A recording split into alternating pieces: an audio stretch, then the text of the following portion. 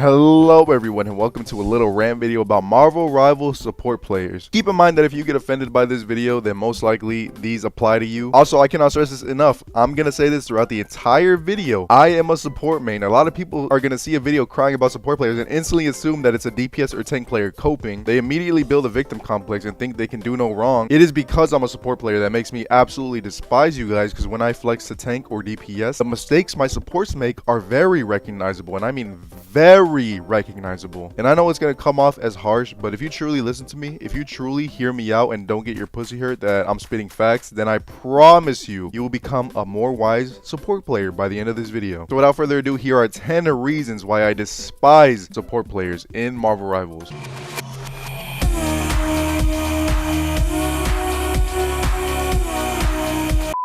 This list is in no order, but the first entry on this list is by far the most frustrating one. If you watch my Twitch streams, you know I cry about this one almost every single game. It's support players who have high deaths. For a role that almost never has to peek the enemies and sit in the backline and just heal your teammates, you guys sure like to fucking die a lot. Listen, and I know a lot of you guys are gonna use the excuse, well, I have a flanker on me and my team doesn't protect me, Raider. What do you want me to do? And to that rebuttal, I show you this clip. Look at the scoreboard after the first round. We got it almost all the way. I'm 21-5, so I'm not doing that bad on DPS. But what do you notice about my team stats? Let's play a little game. I'll give you guys some time to think about it. Alright, my supports have the most deaths on the team. And despite me doing, pretty decent on DPS, I know for a fact that my supports dying that much is costing us the game. I can get 40 kills, but it doesn't matter if my supports are dying, because if they die, then my tanks get no heals, and then my tanks can't make space, and the whole team just crumbles, no cookie. So me, being a fucking 5-head genius, was like, hey supports, can one of y'all swap to DPS or tank because you guys position like Neanderthals and it's costing us the match? In which case, they start arguing and crying, as support players do, because it can never be their fault. Oh my god, are you stupid? The magic was on us all game and no one peeled for us. I need my handheld all game like some toddler in a 3rd grade field trip. And that leads to us arguing. First of all, we're getting backlined by fucking magic the whole entire game, so shut the fuck up, you fucking loser. Maybe look behind you, you blind fucking bitch. Shut the fuck up. Little teaser for the next video. Anyways, guess how many times I died on support the entire second round? Once. I died once to this big bad magic that was causing havoc to my supports because I have basic positioning skills. And then look at the ending scoreboard. I almost have the most healing in the lobby after playing support for 1 round.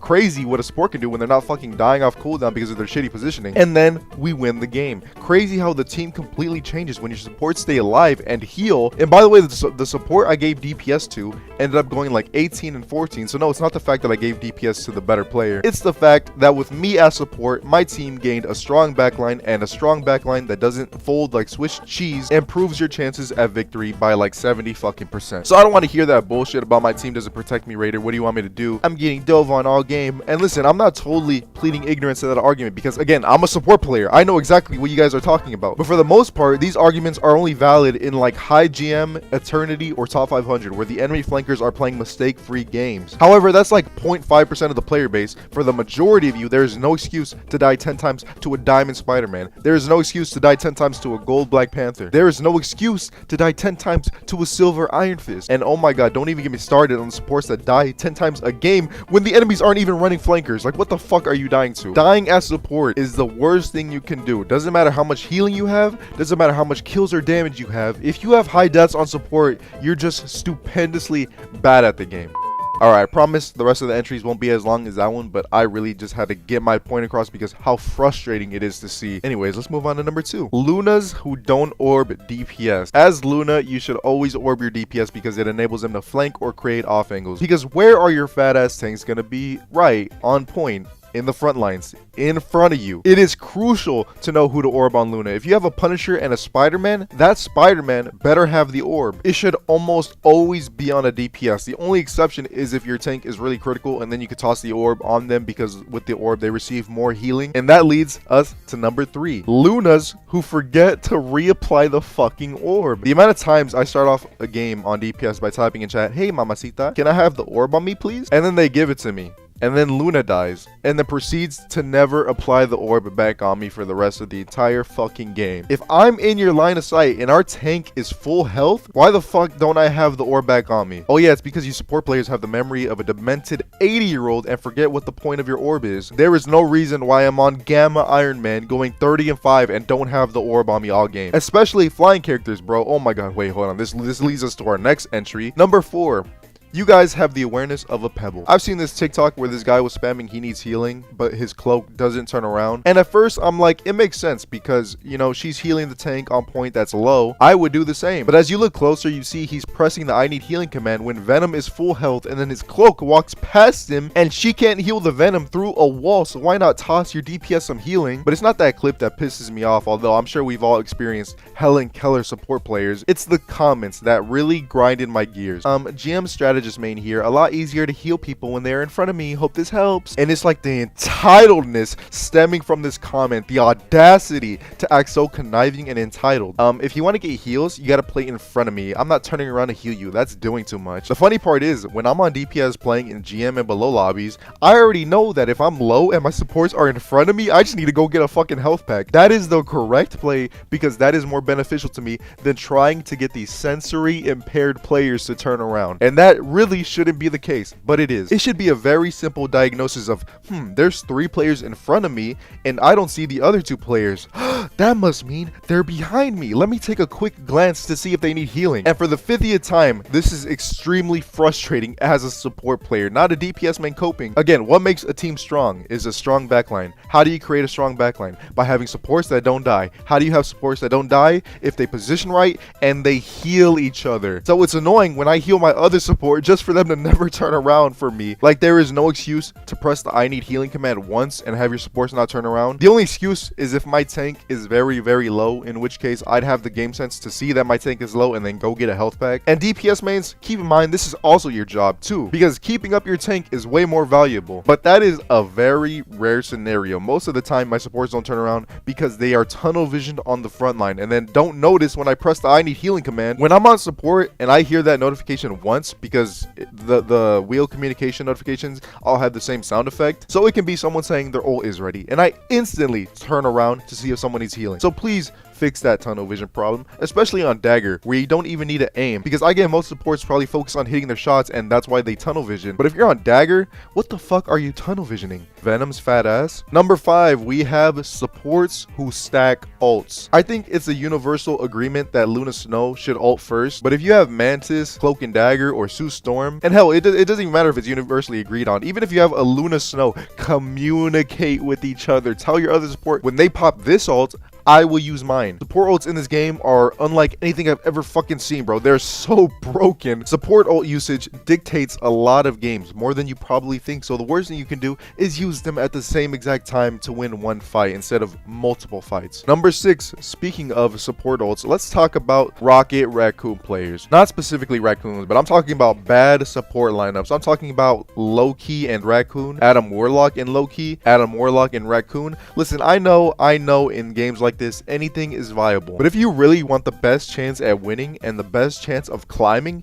then get the fuck off Raccoon. I know a lot of you fucking idiots are gonna pull up the stat where it's like, Rocket Raccoon actually has the highest win rate. Yeah, that's like in plat and below. His win rate gets lower the higher you go, because the higher you go, people will start playing meta. People will play Luna Mantis, Luna Cloak and Dagger, Sue Storm, and Mantis, you know, have the invulnerability ults. This game is a perfect demonstration of what I mean. Before you Rocket mains, finish typing your essay in the comments about, oh, what are you talking about, Raider? I always have the most healing in the game. Really absorb what I'm about to show you guys. So in this game, they have Luna and Mantis, 2 ults that make them invincible. And our team only has 1 defensive ult, and that's me on Luna. Now look at their team. They have 3 team wiping ults. They had Strange, Magic, and I think a Psylocke. That's 3 team wiping ults to my 1 defensive ult. So what do? They use 1 to bait out my defensive ult and then proceed to use the other 2 ults to win the next 2 fights. You see, in this fight, when the Psylocke ults, I have to ult obviously because it's the end of the round and I gotta stay alive, and then Strange and Magic proceeds to ult right after. You see the problem with having this Raccoon on our team? Because you should. Matter of fact, our team did, because they were kindly asking him to swap because he is so clearly the reason why we are losing. losing, my team just had no chance because they had double defensive wall and we have won because this guy